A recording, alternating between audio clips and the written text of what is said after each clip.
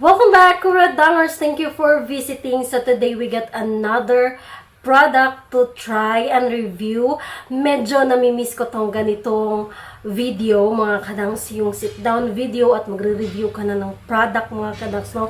Medyo matagal-tagal na din na hindi ako nakapag-review ng mga makeup, ng mga skincare, ng mga kung ano-ano, mga kadangs. So, talagang namimiss ko tong ganitong video, mga kadangs. But before anything else, mga kadangs, kung hindi ka pa nakasubscribe dito sa ating Inday Kuradang channel, please do hit the button below and of course, ring my bell so that you will be notified if ever Inday Kuradang will upload new video.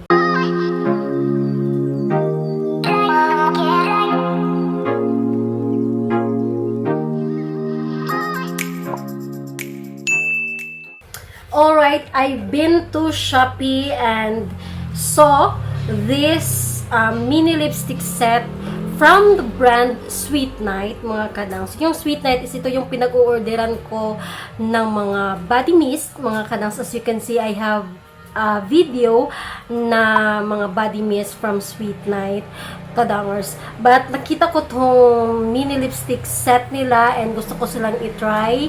Kasi nga, di ba, namimiss natin si lipstick kasi always wearing a mask tayo, kuradangers. Hindi na tayo nakakapag-lipstick. But, maganda pa rin na talagang nag-lipstick ka kasi parang hindi ka maputla. Parang nagdadala ng brightness sa mukha mo si lipstick, mga kanang.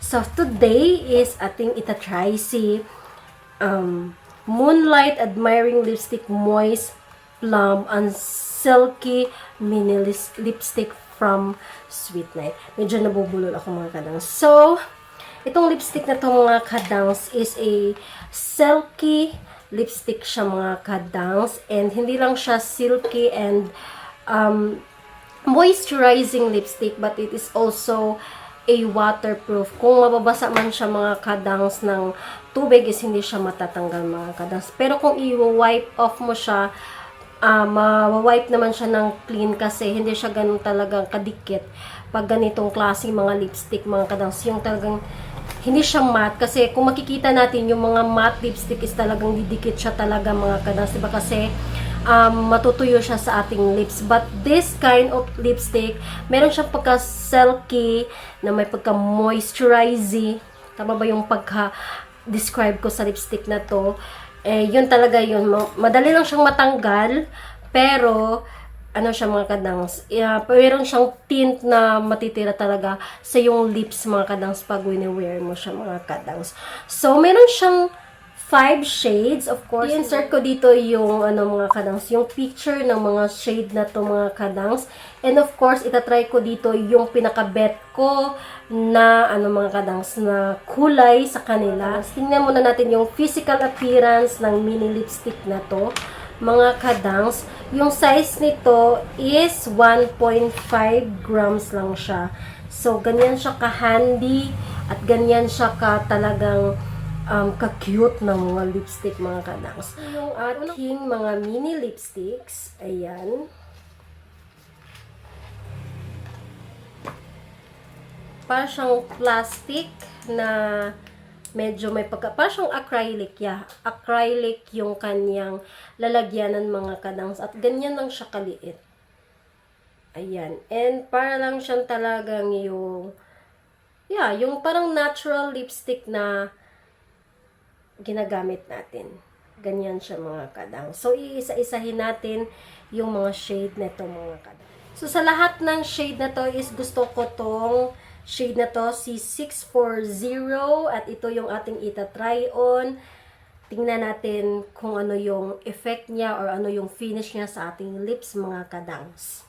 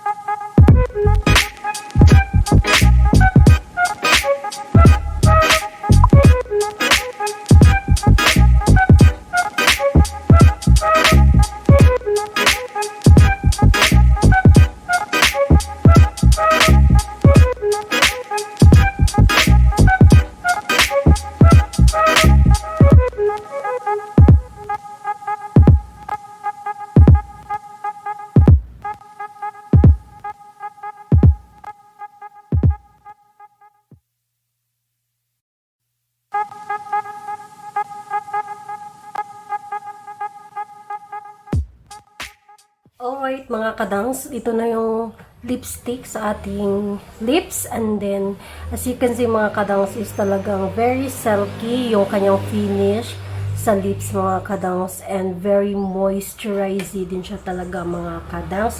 So ito yung mga regular lipstick noon, yung hindi pa lumalabas yung mga matte lipstick, yung mga ganun, 'di ba? Nauso din naman kasi itong mga ganitong finish na mga lipstick noon mga kadangs, yung very moisturizing at saka para siyang glossy na talagang silky yung feeling niya talagang mga kadangs, and yung kung titingnan mo sa lips niya is talagang nakakaon ka talaga ng humba mga kadangs, no?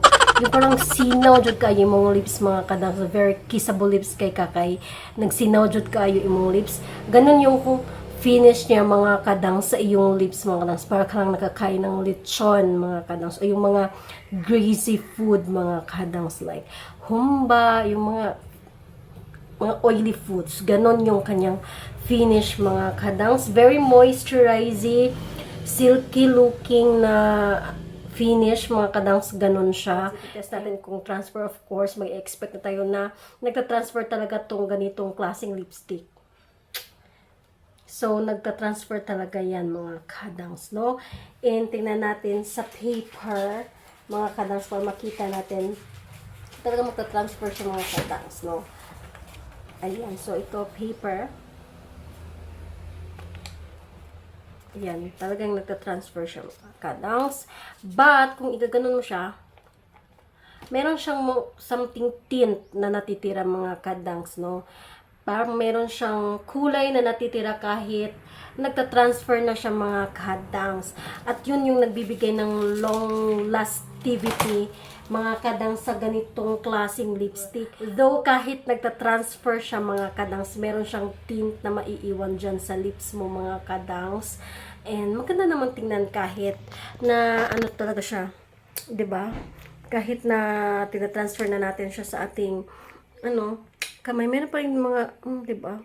Parang siyang tawag doon, gradient look yung natitira sa kanya mga kadangs.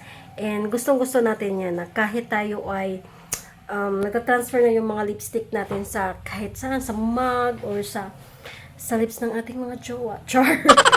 Hindi pa rin nag-fade yung kulay niya dyan sa ating lips, at yan yung talagang bet na bet ko mga kadangs, yung kahit nagta-transfer na yung tint is hindi pa rin hindi pa rin tayo luspad mga kadangs, kasi yung tint is meron talagang naiiwan. Mas magandang tingnan yung tira-tira niya mga kadangs, parang nagiging natural looking yung lips mo mga kadangs.